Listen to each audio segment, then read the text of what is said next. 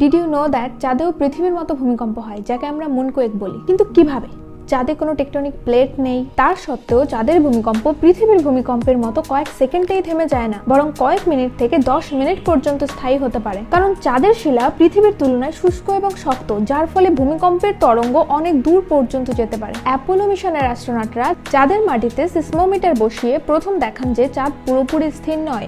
এর মেন কারণ হিসাবে বলা যায় পৃথিবীর গ্র্যাভিটেশনাল ফোর্স চাঁদকে নিচের দিকে টানায় চাঁদ প্রসারিত হয়। অন্যদিকে চাঁদ ধীরে ধীরে শীতল হওয়ায় সংকুচিত হচ্ছে। এই সংকোচন প্রসারণের ফলেই মূলত চাঁদে মুনকোয়েকের সৃষ্টি হয়। চাঁদের পৃষ্ঠকে ভালোভাবে খেয়াল করলেই চাঁদের ওপর সংকোচনের লাইন দেখা যায়। এছাড়াও যেহেতু চাঁদে কোনো বায়ুমণ্ডল নেই, তাই ছোট বড় উল্কাপিণ্ড সহজেই চাঁদের সারফেসে আঘাত করে, যার ফলে হয় ইম্প্যাক্ট মুনকোয়েক। ভবিষ্যতে নাসা বা অন্য কোনো দেশ যদি চাঁদে মানুষের বসতি গড়ে তুলতে চায়, তাহলে মুনকোয়েক তাদের জন্য একটা বড় চ্যালেঞ্জ হয়ে দাঁড়াবে। তবে নাসার আর্টেমিস মিশনে চাঁদে হিউম্যান বেস বানানো শুরু হয়ে গেছে, যাতে মানুষ ভবিষ্যতে চাঁদে থাকতে পারে এবং সেখান থেকে অদূর ভবিষ্যতে মঙ্গল গ্রহে পাড়ি দিতে পারে। আর্টেমিস মিশন সম্পর্কে আরো ডিটেলসে জানতে এখানে ক্লিক করে ভিডিওটি দেখতে পারো।